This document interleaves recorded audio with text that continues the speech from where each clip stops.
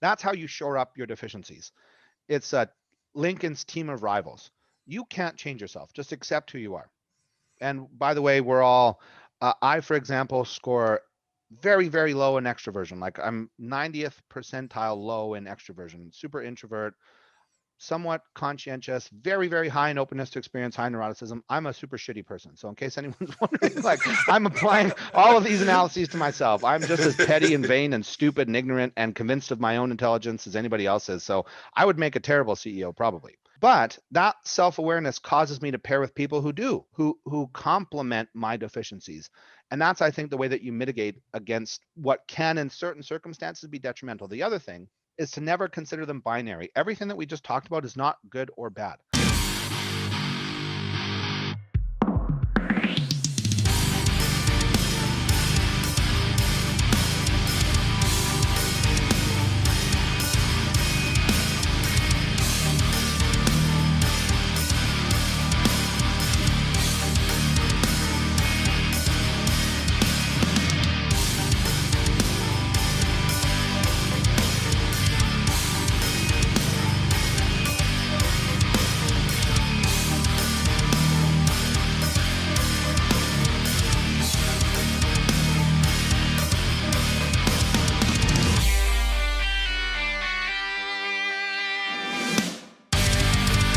Welcome back to the PricePlow podcast. Today we have a newcomer to the podcast. I don't think you've podcasted with us before I came on.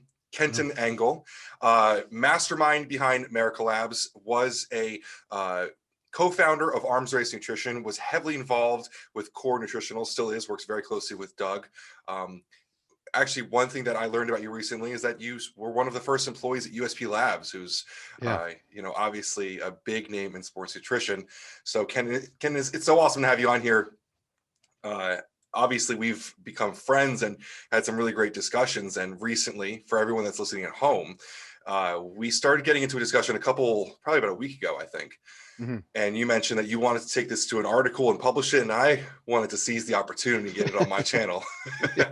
Get that scoop. Yeah. So Ken, thank you so much for joining me today. Absolutely. Thanks for having me. Appreciate it. You're up in Canada, right? Right. Medicine Hat, Alberta. It's minus 15 degrees centigrade, which is, I think, about minus 5 Fahrenheit. Oh my God. I'm not complaining anymore. Yeah, it's cold. So you have a background that is unlike, part of the things that we've been talking about is that there is no real standardized way to get into this industry. There's no standardized education for this. But your background in sociology and philosophy is kind of interesting, how you got to here, because you still, let's dispel this. You talk a lot about formulations on different podcasts. Today we're going to be talking a lot more about the community and how people get here. We're not going to talk too much science, although it might pop in a little bit. How exactly did you end up in the position that you are? That's a great question. So I tore my labrum. So let me back up, reverse from that. So I experienced difficulties with substance abuse and homelessness from about the ages of 15 to 18 or so. I became addicted to drugs, I think, when I was 13. I started using them when I was 11 or 12. So from the ages of 12 to 18, experienced all of the accoutrement associated with drug addiction. So teen homelessness, was arrested a number of times. When I was arrested on the final time, I was placed on house arrest. So I had a year-long house arrest. I was allowed to leave the house to go to a job which produced frac sand. That may be an irrelevant term to you here in Alberta, where we fracturate wells. It's the sand that goes in the well to pressurize it. Wow. So I was literally shoveling. I was on the business end of a shovel for 12 hours. So I was allowed to leave the house from 5 a.m. to 5 p.m.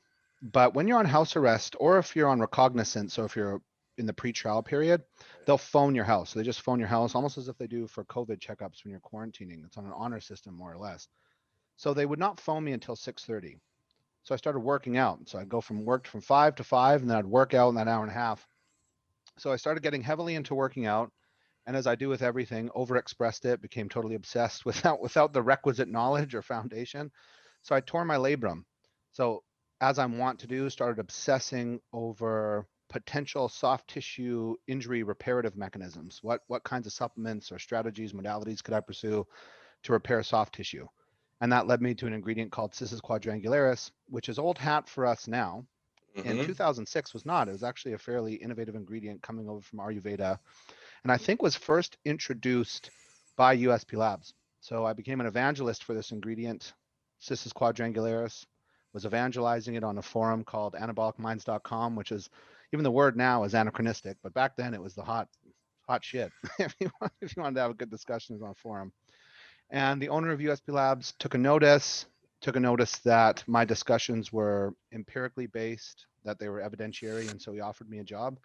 That was in 2006, and haven't looked back. Anabolic minds used to be a big deal. I mean, it used Oh to really yeah, matter. yeah, yeah. It's like almost comedic to say that, but yeah, it did. There was, Yeah. and I talked about this on another podcast, but there are no more gatekeepers. Gatekeepers are absent from a number of industries, but they're particularly important in industries like ours where there is no standardized or mechanistic labor input production. So in other words, there is no institutional knowledge that corresponds to how you receive a job in the supplement industry. And so gatekeepers are important for an industry like ours to infrastructure it properly. And in order to determine, for example, what constitutes innovation, what constitutes a good ingredient versus a bad ingredient. There are organizations like the AHPA, for example, but in terms of our sports nutrition niche, our small ecosystem, gatekeepers had an important function in that context. In the forums, for example, Mind and Muscle Forum and anabolicminds.com forum had that function. They were important, I think. Yeah, it's kind of funny. I think social media has taken some of the places of forums, but I mean, even we host our own forum that is just I don't go on it very often for good reasons. You know, it is Yeah, yeah, it's very hive mindy. yeah. I'm apologizing to anyone that is a follower on there right now. It is our own, but I don't go to Anabolic Minds anymore. I think we've moved forward a lot. Social media has taken care of like the good parts of it. Mhm. Um, and it's kind of interesting because there used to be a lot of people that got jobs off of forums. That was a Yeah, normal thing. it's funny. That was the only standardized mechanism. You became a forum rep or ambassador. That's what I did. And then if you were sufficiently talented or industrious, you'd be offered a job. There's a word in Greek. It's organon, and organons are centers or mechanisms of knowledge. They're in a certain way an epistemic mechanism that differentiates good from bad if it's normative or it qualifies what constitutes knowledge in a community. And for the Greeks, the polis, for example, as a collective was the organon. The fact that there was a small set of individuals, landowning males, who were allowed to vote in senates or municipalities, and these organons help determine what constituted knowledge. Now that's bad because it's an authoritative way of distributing knowledge, Mm. and you want to democratize knowledge, but nothing is either good nor bad. I tend to not look at things in binary. So the good part about organons, which is what gatekeepers did prior to, let's say, the 1980s, is gatekeepers tended to coalesce knowledge in a certain community or a certain form of social organization. And it was therefore easier to discriminate what constitutes good from bad or valid knowledge from non-valid knowledge. And I think in a number of areas, we're experiencing an epistemic crisis of validity. We don't know who to trust. And it's no longer my set of information versus your set of information. So we're not having data-based conversations. We're having reductive conversations, which are essentially fallacious, where we're appealing to separate sorts of authorities. And those authorities are conferred their authoritative status, not through any sort of vetting mechanism, but simply the fact that they exist or have a large audience or they happen to correspond with our certain biases. So it's unfortunate in some ways that the forums have dissipated, that they're no longer any sort of influencing force because they had that good function. Now, like 4chan, they were also cesspools of stupidity and ignorance. So Yeah. that was bad. And when you centralize stupidity and ignorance at that scale, like any scale of economy, it tends not only to perpetuate, but potentiate. It grows in intensity. So that was bad. But the good part is it was our industry's only standard labor input pathway, I think. You Hmm. can't go to, so you went to Rutgers for dietetics. You can't go to Rutgers for supplement science. Right. And that's problematic because supplement science is multidisciplinary. That involves organic chemistry, it involves biochemistry, it involves physiology, exercise physiology. More specifically, Right. you have to know how to interpret data properly. That requires some familiarity with methodology more generally speaking. It's a very strange thing to be in this industry. And that's what I think partly motivated this discussion that we were having, is that it exists in the socioeconomic penumbra or shadow of big pharma. And so you can get a pharmacology degree or a pharmaceutics degree. And so therefore there's a certain amount of prestige associated with entering that industry. That prestige legitimates the educational institutions. Legitimating the educational institution requires people, or not requires, incentivizes people of higher status to go there. People of higher status going to those education institutions has a feedback loop. So these individuals enter into that industry and it recurs on itself over and over. We have nothing like that. Yeah. So how do we determine who's a good formulator and who's a bad formulator? How do we determine what's a good formula and what's a bad formula? And what I've said before is that the valuable function of you guys, Fitness Informant, Stack, Supplement, Snoop, is that you guys are playing that organon function. People are starting to coalesce around the knowledge that you guys disseminate. So Yeah, when you were starting to talk about different organons and how it's fallacious at best, yeah. it started to make me think of what a lot of, we deal with a lot of negative sayers about our Mhm. content, but also it's accepted in other areas. It did make me think a lot of the reviewers, the content producers, as I like to look at ourselves.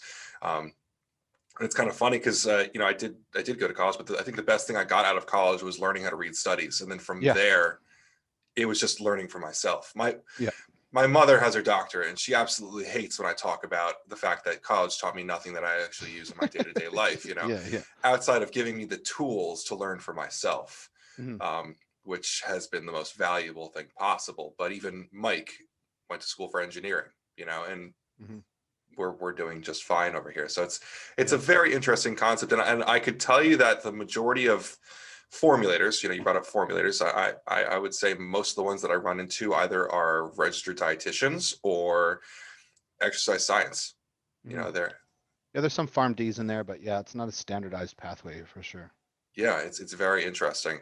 Did you always, before the CISIS event, did you have an interest in science and health, or was that completely brand new at that point? No, it was I had no interest Wow. in it whatsoever. Yeah, none whatsoever. I like it couldn't have been less. It was like via negativa. If you, there was negative knowledge, that's how much I had about science and the body.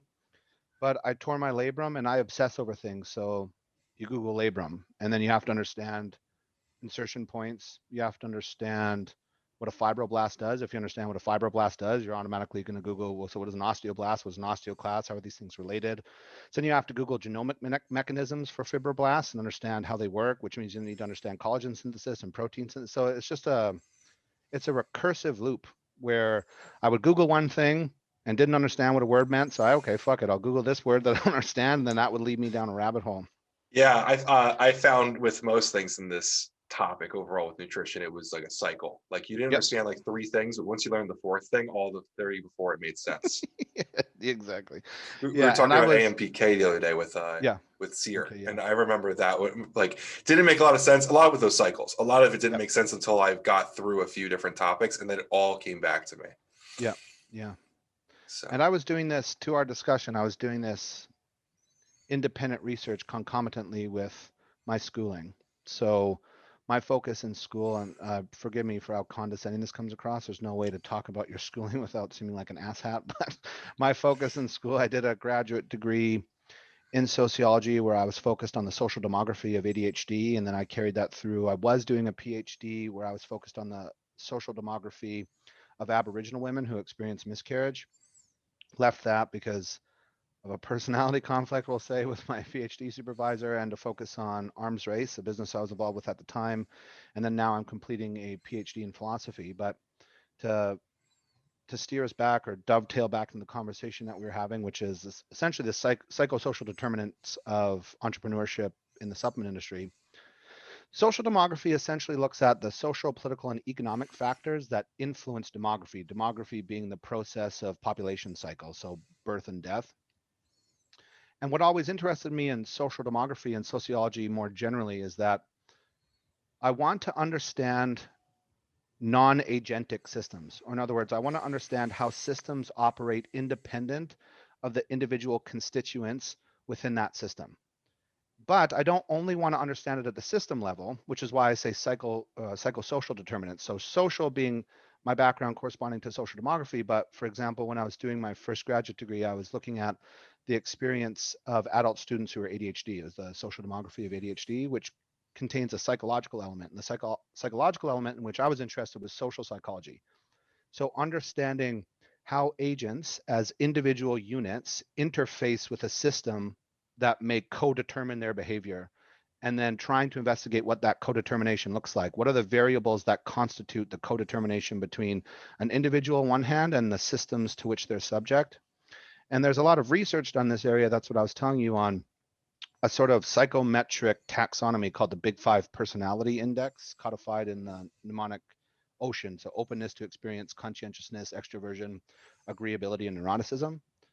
And this research is fascinating because it's contradicted by what you and I find when we reflect on the volume of our experience with CEOs or entrepreneurs in this industry. So in a social demographic context, I want to ask the question, what population factors on a political, social, or economic basis influence the psychology of the kind of individual who finds themselves starting a dietary supplement company, given the unique economic ecology in which this industry finds itself? Because it exists only in reference to the pharmaceutical industry. It doesn't have an independent existence, right? We are dietary supplements referentially because we are not drugs. We are 201 FFs in the Food, Drug, and Cosmetic Act because we are not 201 Gs. So that was the discussion that sort of elicited this podcast, I guess.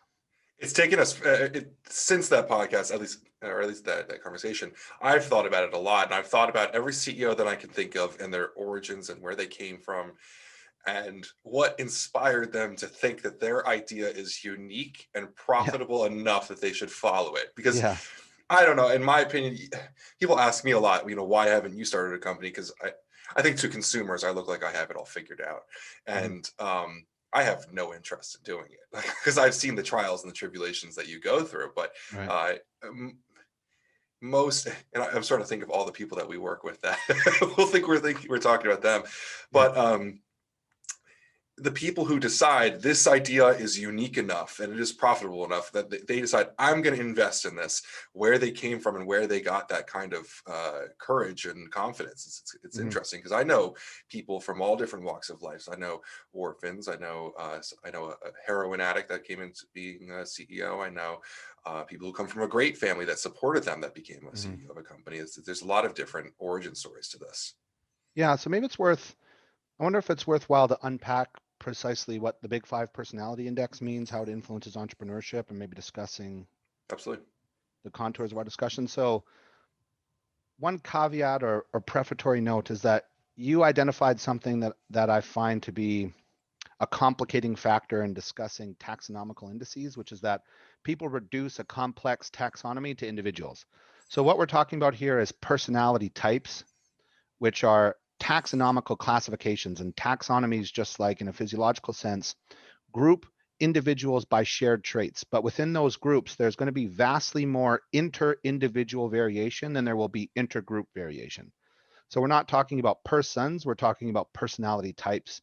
And that's why when you talk to trait researchers or they're called personality trait researchers, they'll tell you that their work is descriptive but not applicative. In other words, it describes broad taxonomical classifications of individuals according to what I'll explain later are lexical associations or word-based associations between repeatedly verifiable behaviors. And they constellate in a group, and we give that group the name taxonomy. But they're not applicative. You can't take the Big Five Personality Index and then apply it like a diagnosis to an individual. So anybody who you and I know, relax. We're not talking about you at a time. With that being said, taxonomies are useful because once you collect a sufficiently large number of individuals in that taxonomy, and once you control for a sufficiently large amount of covariate factors and variables within it, you can start to determine how, what you might say, the arbitrary descriptors we use for that taxonomic classification that differentiate between them. You can start to predict on a large basis how people to whom that taxonomical classification in broad strokes might behave. So for somebody like me who's interested in the interface between the individual and the system, For entrepreneurship, specifically entrepreneurship in our strange little industry, I'm interested in why does it appear that there's a specific phylum or species of individual who starts companies in this industry, and what are the social determinants that push them in that direction? So what do I mean by these taxonomical classifications or the Big Five personality index? So as I said earlier, it's codified by the mnemonic ocean: openness to experience, conscientiousness, extroversion, agreeableness, and neuroticism. Openness to experience describes someone's tolerance to novel ideas. So when a novel idea or a unique stimuli is introduced to that individual, either in their endogenous setting, so the setting in which they were born, raised, etc., that's unique or not unique, that's common to them, or in a lab setting, how does that individual respond? Do they shut down? Do they open up to the experience? Conscientiousness, trait conscientiousness, which is a very high predictor of both entrepreneurship and business success, equal only to IQ in terms of predicting someone's socioeconomic success measured in the sort of twin pillars of lifetime earnings and educational status, is constituted by two subdivisions: industriousness, which is just what it sounds like. How hard does someone work? But work here needs to be characterized. It means over how many obstacles for how long of a time does an individual persist? A researcher named Duckworth describes this as grit. So how much grit do you have? And the other one being orderliness. Orderliness is contraposed to openness to experience on a conceptual basis, and let me explain why. If you're open to experience, what that requires is what researchers call conceptual permeability. When you encounter anything in the world, the first thing that you do, and this is pre-reflective and pre-valuative. So in other words, before you have a conscious attachment to this encounter with the thing, your brain conceptualizes it. It organizes it according to a category. This is a cat, this is a dog. So in other words, it applies taxonomical categories. Mm. How rigidly you pre-reflexively make that determination tends to determine whether or not you score higher in conscientiousness or openness to experience. And they can covariate. So in other words, openness to experience or conscientiousness can be the continuous variable underlining a study on conscientiousness that looks at how a participant responds to a control. But they tend to be counterposed because people who are open to experience look at concepts as permeable. People who are conscientious do not. They tend to look at concepts as fixed. So let's take this in a non-dietary supplement context, because I often find reference to analogy is the best way to bring people along. In a political context, something like American, someone who is dispositionally liberal, which is not coterminous with politically liberal, I don't want to get into that discussion, might look at American as something like something more fluid. They interpret it as a fluid category so that many, many kinds of people can be American. Someone who's dispositionally conservative, which again is not coterminous with politically conservative, might assess that category as being more rigidly defined. Here is the way in which I parameterize the term American. And there's lots of distance between the two, and lots of people populate that topology between open and closed. So conscientiousness and openness to experience are often counterposed with one another. Extroversion is precisely what it sounds like. It describes how you gain your energy, essentially. Does being social expend energy or recharge it? And that's on a continuum between extroversion and introversion. Agreeableness is how much do you seek out social interaction, and what is your conflict orientation? Are you comfortable with conflict, or does it make you uncomfortable? And then neuroticism is essentially your emotional stability. So how inward thinking are you versus how outward thinking are you? Do you spend a lot of time on your own thoughts? Okay. So this is the Big Five personality index, and you can see why I describe it as taxonomic, because on at this broad level, it's tantamount to fucking astrology. Like you can't take someone and say, oh, they're conscientiousness, and this describes their whole personality. Right. People are varied and complex, and so these are merely taxonomical classifications. When I said they're lexical, what that means is that these specific subdivisions are indexed to words that operate in a certain context, this context being within the taxonomy. So people will often say, well, I don't think I'm conscientious.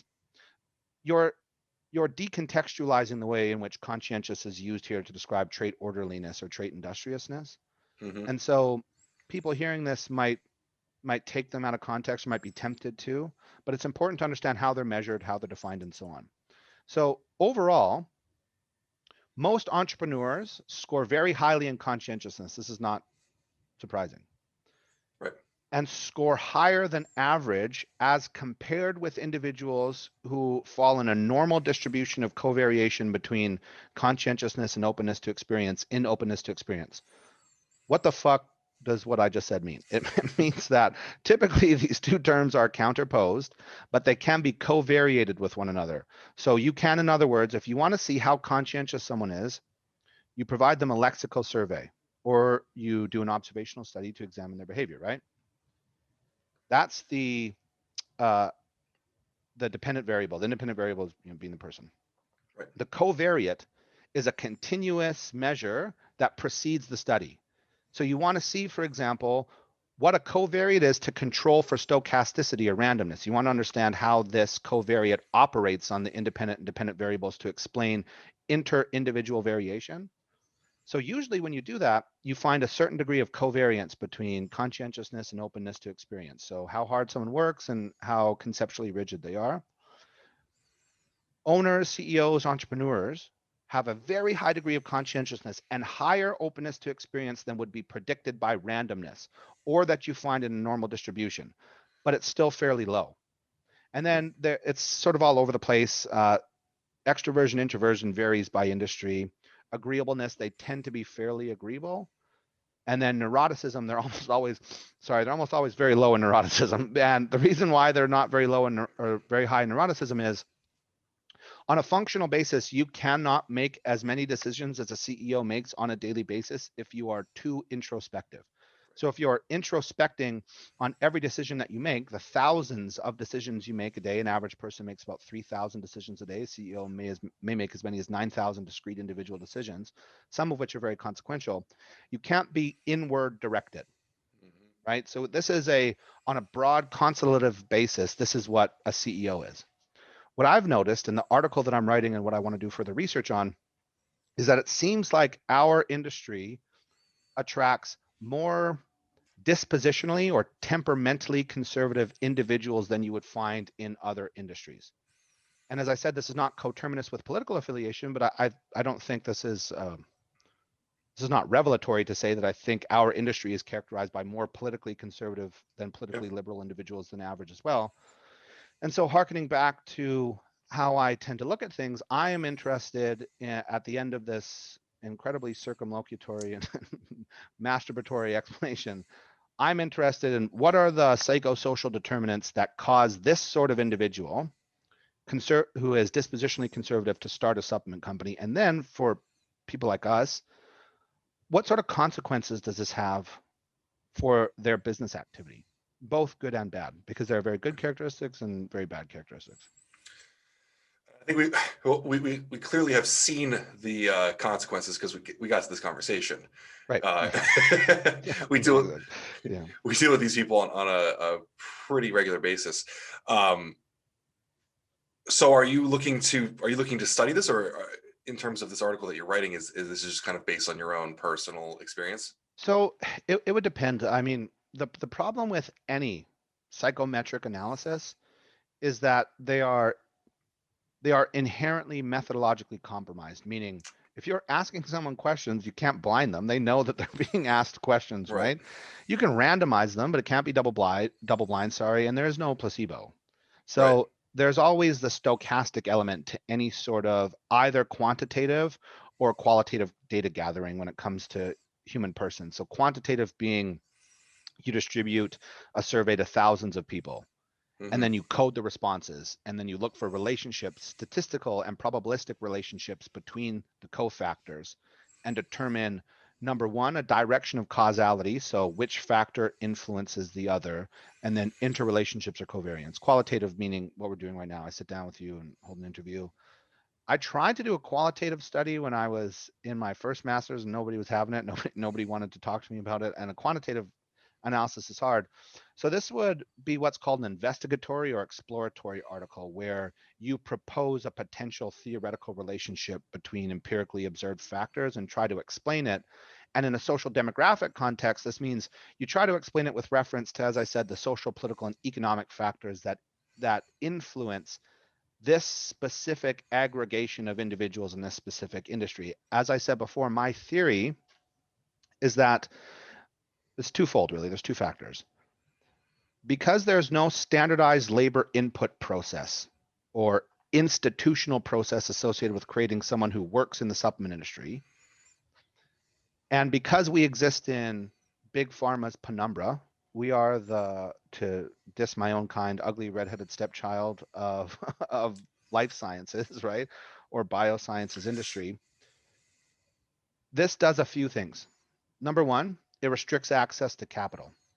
Because we exist in this sort of regulatory purgatory, an average dietary supplement firm doesn't have the legions of lawyers and compliance and regulatory officers to ensure that the products that they are producing conform to 21 CFR Part 111, which is the part of the Code of Federal Regulations that dictates how you manufacture, distribute, label, and package dietary supplements. And as a consequence, lending institutions tend not to invest in these kinds of companies. The reason being is it's a high degree of volatility. The FDA could kick in your door and take everything away from you in a second. That then has a, should we say, a redoubling effect on the kinds of institutions that can start within our industry.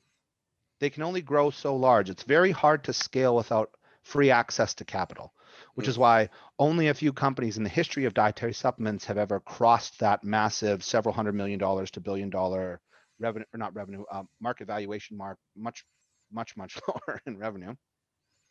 That process, right, then constrains the kind of individual who enters the industry. So if you're somebody who is pharmacologically or physiologically inclined, and you're going to spend, let's call it $75,000 on higher education, are you going to go in the industry in which the whole industry, in terms of market valuation, which is difficult to assess because there are so few publicly traded dietary supplement companies, is smaller than a medium-sized pharma company, right? Like which one of these has better opportunities?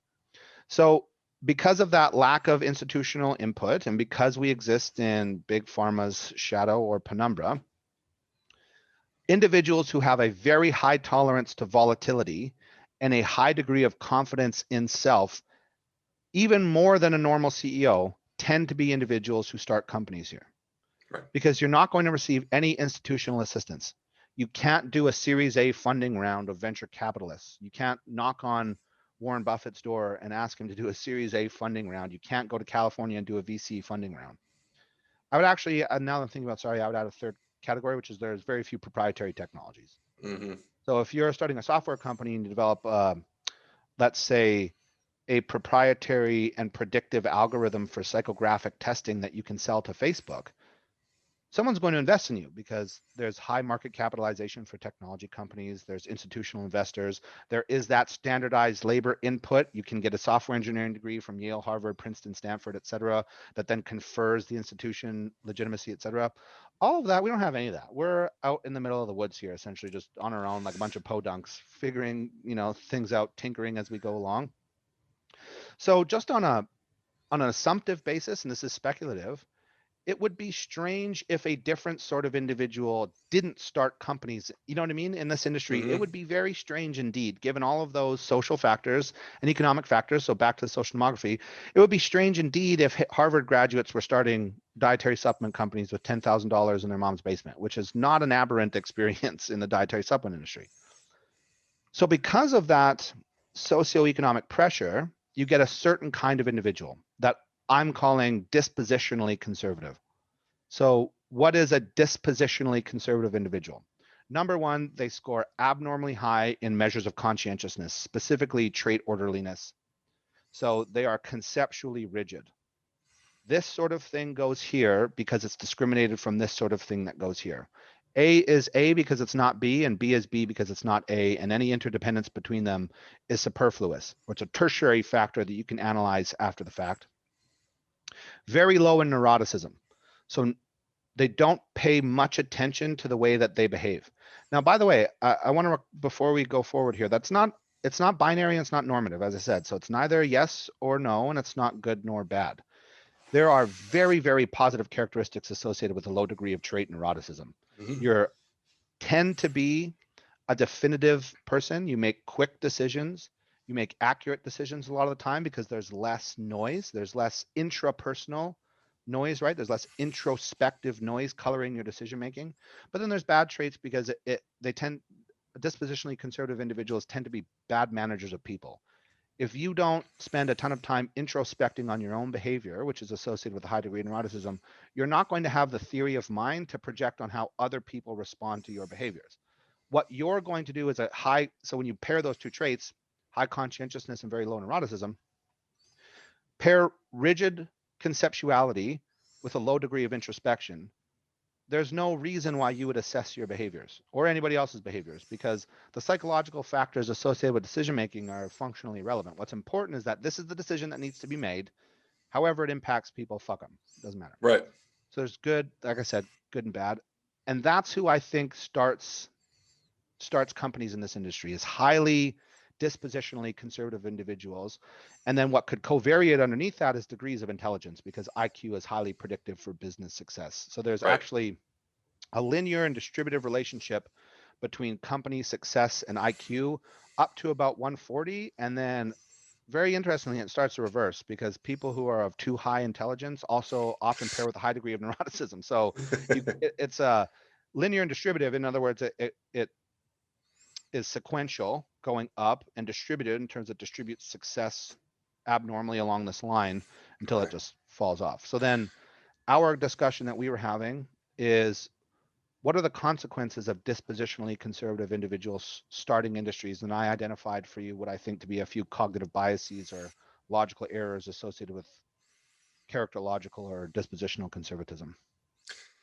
I think you've described, I mean, for better or for worse, because there are definitely good attributes of the things you just talked about. For better or for worse, quite a few different leaders in the industry that I can identify. And it's the most often I think the part that you mentioned was the leadership factor, the management of other people factor. I've spoken to a lot of leaders about, I use the Dyson analogy, that the creator of the Dyson, I don't know his name, but the guy who invented the Dyson that doesn't lose suction over time, like he is not writing marketing materials. He is not managing teams. He's not in HR. He is in his office creating the next vacuum. Right. And he has someone that handles the rest of the things that are much more in terms of character made for those types of situations. And I think that's probably one, we'll probably get into this, but one downfall of the people in our industry is that people want to be famous, smart, rich, and the leadership, and they want the credit for all of it. Whereas they don't delegate into teams. So you might ask then, what in a dispositionally or characterologically conservative individual predisposes them to a high degree of granular management? So what causes them? Because I think for me, the commonality in all of the traits that you identified is control. They want to exert control. So it's conscientiousness and rigid conceptual borders, right?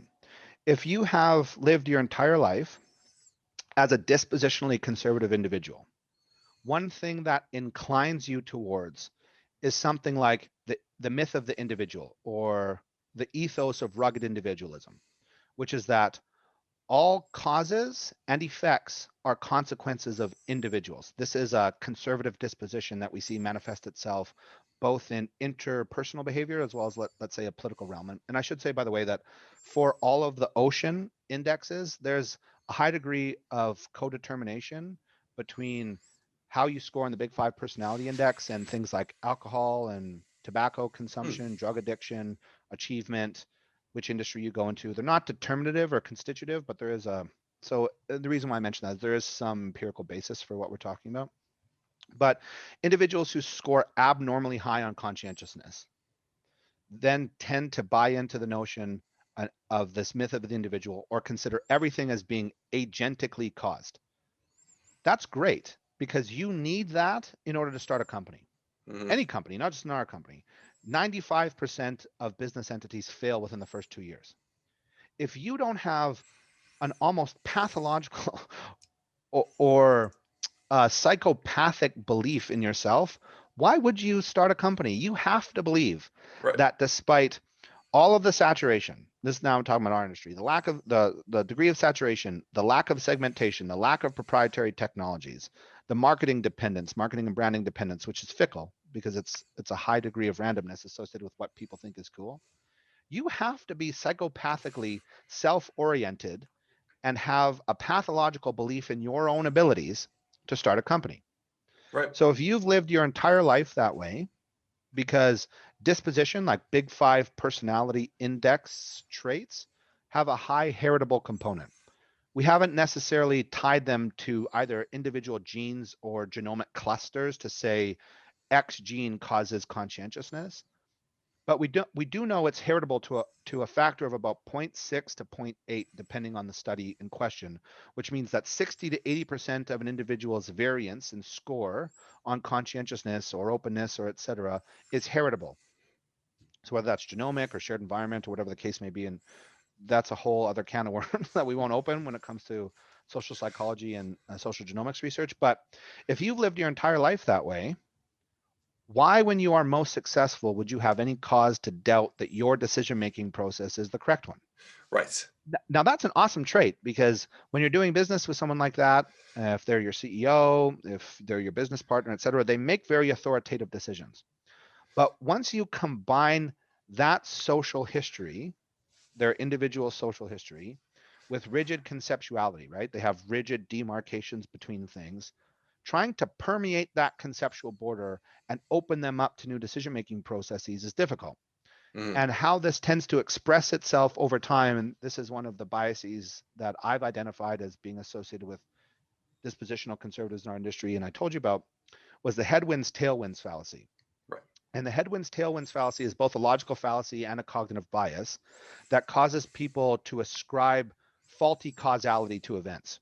So everything that happens that's good is a result of their individual action, or not their individual action, but their team allayed as individuals, not as a system, right? Not as a system of interlocking parts, but as a constellation of individuals. I have a team of 7 individuals rather than I have a team that's infrastructured by a common vision and systems, et cetera. And I would always add to that too, that not only is it the team, but they're identified as individuals. That person hired those individuals. So As individuals. Yeah, yeah, exactly. like Yeah, he yeah. hired them. So even if those individuals did something good, he or she, I Or apologize, she, or they, whoever that or is, yeah, sir, or no. or X, Yeah, or X, whatever. that human Yeah, hired that person, and so it's still that person's fault or credit, right? credit right. Exactly. And then the obverse to that is, so that's the headwinds or tailwinds, sorry, when then headwinds are somebody else's fault. But Hmm. when I say somebody else, I mean that literally as in some one individual or some entity. Because again, we're combining a social history with rigid conceptuality. This sort of individual is not predisposed to look at the systemic effect of an individual decision. So it's not, perhaps it wasn't a product market fit. And if it wasn't a product market fit, what are the macroeconomic factors that determine the contours of our industry that made it an ill fit, that was Hmm. inappropriate? Or maybe it's because of macroeconomic policy. That's complicated, by the way. The way that the Treasury and Fed interact isn't as basic as some people represent it. It could be something that's happening politically in China. Dispositionally conservative individuals not going to examine those factors. They're going to say it's fucking FDA. The FDA fucked us, and what else are we going to do? Dispositionally liberal individual, if they started a company, which is rare, but if they did start a company, what they may be inclined to say are, what are these factors that influence this? But they would probably never make a product in the first place, and they often don't because there's too high degree of neuroticism. Nobody's going to like this. It's going to suck. And how do I concretize all of my complex ideas into one thing? You need that. This is what I mean when I say it's a balance or a spectrum. You need that rigid conceptuality. It's just in this case that that's one way in which it tends to work against dispositionally conservative CEOs, is not thinking in a systemic way that might allow them to open up the decision making process to a wider array of inputs. Would you say that these concepts are, it's what holds our industry back as a whole? I mean, we've been kind of in the same place since the 2000s, early Yeah, 2000s. yeah. So that's another thing that you and I talked about. There's a cyclicity to our industry. It goes through cycles. Yeah. So prior to Jacked, distributed by USP Labz, a product that I was involved in, there was BSN and this gargantuan see-through massive pre-workout, right? NO exploded everything. It had, Effervescence. yeah, That's all I remember. yeah, every ingredient at the time was in that pre-workout. So Jack comes out and now it's ultra concentrated. Ultra concentrated determines the landscape for many years because that establishes a precedent, which I'll come back to that in a second. So put a pin in the precedential thinking. And then it's bucked at some point, and now we're back to all inclusives. So when you guys, the organons, assess a pre-workout, typically, or not you guys so much, but less experienced reviewers, all inclusiveness is in and of itself intrinsically valuable. But why is that Mhm. valuable? That's not just because something has everything does not mean it's good. Right. Have those ingredients been vetted? Are they from trusted manufacturers? Are they doing independent third-party lab testing on it? Is there a rhyme or reason to the way that these ingredients are combined? I've So, seen it even kind of further. Sorry, no, no, but go ahead. that precedence, that dogmatic thought process, through consulting, if we have a formula that is pre-workout, for instance, and it doesn't contain, say, beta alanine, well, doesn't It's meet shit. the, it's not, well, yeah, Why? but it's funny because you sit there and you're like, because I am neither for or against beta alanine, right? Nothing Yep. is good or bad, but thinking makes it so. And I'll say, well, what is the reasoning you want it in there? Well, everyone has it in there. That Mm, has to be there. And it kind of comes back to like, well, the Stack 3D commenters want it, right? yeah. Like, Hey, let's not attack Shane. I don't want him no, to. no, no, no, not at all. Shane's Yeah. great, but like he has the most. His comment sections are like the Oh, most. right. Yeah, yeah. Those are. They're vociferous. Yeah, Yeah, they'll there's a hammer you lot if you going don't have on them. there. You go on his Facebook, there's always a lot going on there, and Yeah. those, generally speaking, the people commenting there want those, like you said, those all inclusives, Right. and sometimes I kind of prefer the product that doesn't do that because they're going against the grain. Right. Um, Right. I hate that people feel that pressure to follow that, because But so then why do they feel it? That's what I was putting a pin in is when you get a number of dispositionally conservative individuals together, they follow precedent. Because what defines, so let's look in a political context, what defines political conservatism? It's a maintenance of the status quo or sometimes regression, depending on right, which historical epoch that we're assessing. right, So maintaining the status quo means adherence to precedent. So when you look at textualists, for example, textualists is a kind of judicial philosophy promulgated originally by Antonin Scalia, the late Supreme Court justice, that said that you should not infer intent, you should read the words precisely as they are, maintaining status quo, or stare decisis, which is a legal philosophy that means you stick to principle. So if you get a constellation or a collection of individuals who are dispositionally conservative, hmm they're going to adhere to precedent. It takes a unique company or individual to break precedent, to do something innovative. So that's part of it. I think that's part of the reason why we do not progress, and I would say progress via segmentation the way other industries do. Part of it is precisely because of our regulatory and legislative status, the boundaries on innovation is between a 201G, which is a drug, and a 201FF, which is a dietary supplement. A large degree of innovation will push it from a 201FF to a 201G. So we're functionally constrained. If your ingredient is too effective, it's no longer a dietary supplement, it's now right. a drug, depending on how it affects the human body. And a number of other factors, obviously. That's reductive, but I don't want to get into So, the factors that differentiate the two. and this is kind of where I've given a lot of credit to Ghost, is because, well, the innovation in terms of technology and science and ingredients, like you're right. Anytime something seems to be working really, really well, it seems to be put on an advisory list or found as it's not to Shea anymore. Exactly. And I'm closer to your thought process of trying to see what we can get away with. But I do. I've read CFR, I've read Shea. I mean, we know it's there. We know what it Yep. is. Yeah. And so we've seen other companies. Dan over consistently talks about legitimizing our industry, because our industry is looked at as a bunch of meatheads, Redhead stepchildren. Yeah. Well, kind of what we're talking about right now, right? So Yeah. for the things that we do, there are probably some other ways that we can legitimize our industry and have other industries look up to us in some ways through better packaging, through better marketing, better community Right. building. But I think you're right. We are always kind of held back with how far we can go with the actual functionality of the product.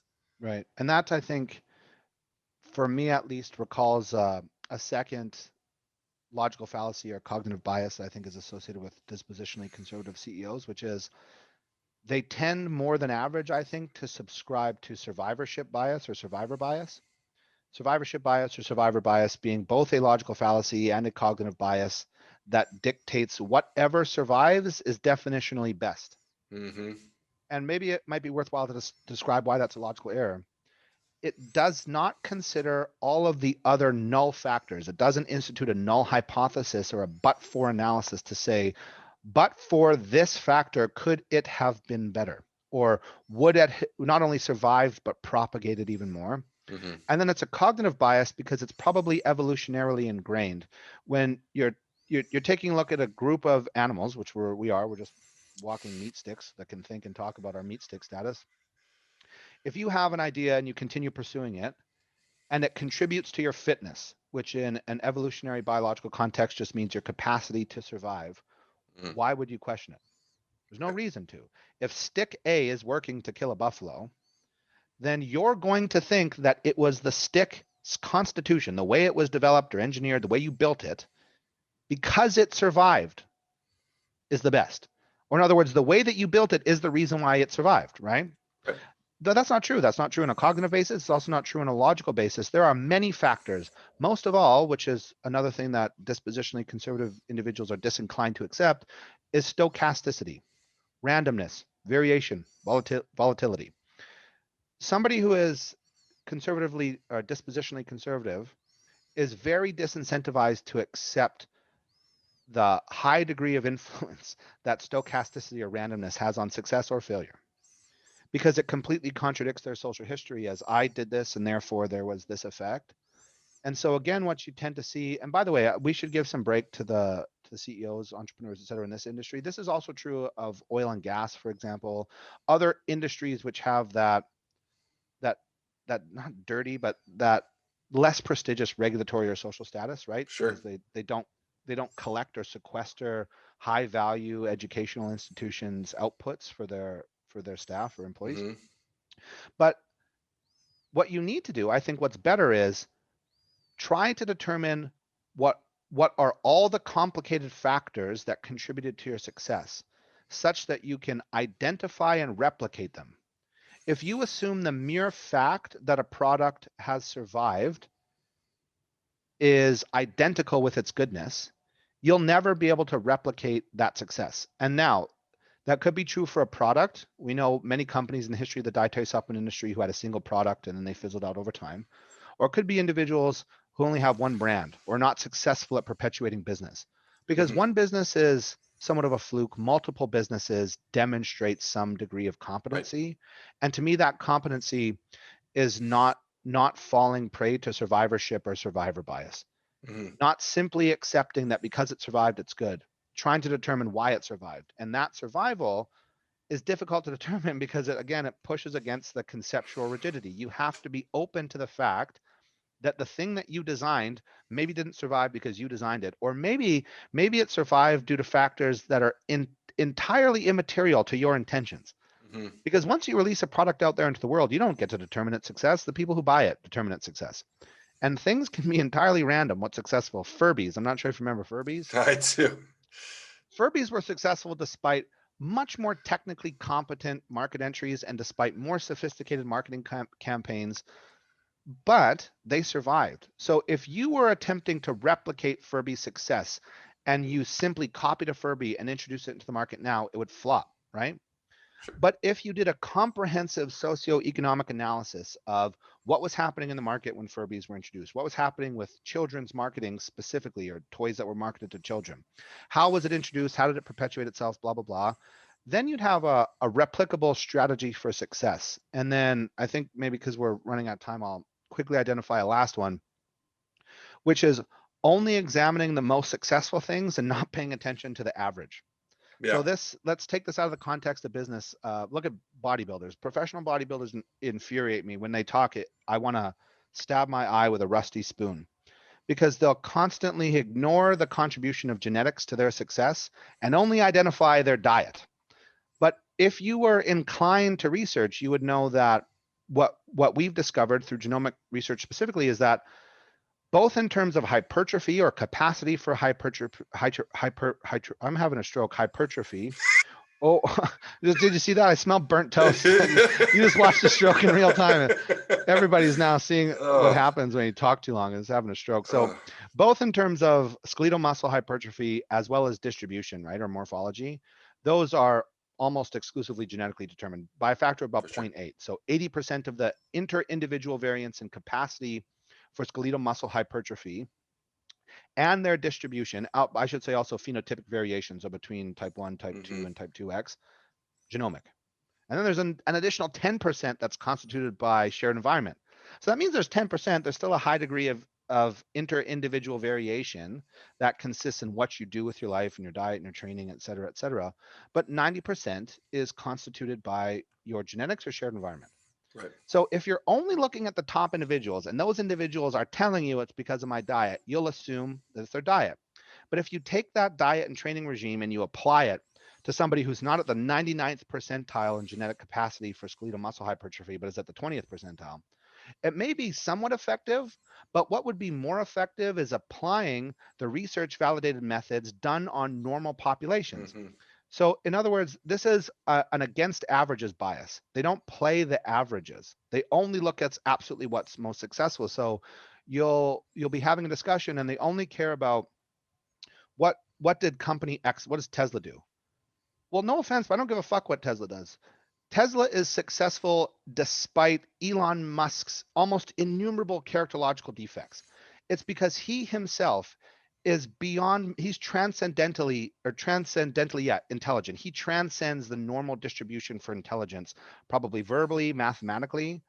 It's like asking or saying, I'm going to model my game as I'm a 5'10 white dude who can barely touch the rim. I'm going to model my game off LeBron James.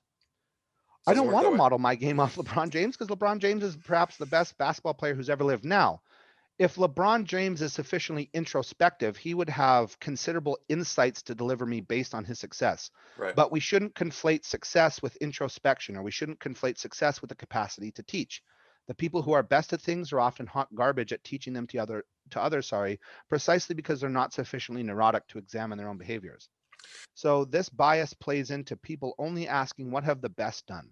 Well, you don't only have to look at exemplary models. What about the other 98th percentiles below that? What constitutes their success on average? So you're looking for something like replicability. So before you run off, let me ask you then. Well, let's make sure we note to everyone that has made this far in the video, because we surely have a few CEOs that It's have like made this 10. far. There's 10 people now. You're talking about the 10 people who are still with us. Well, most of those 10 people are probably leaders in our industry, so I want to make sure we're not calling all of you assholes.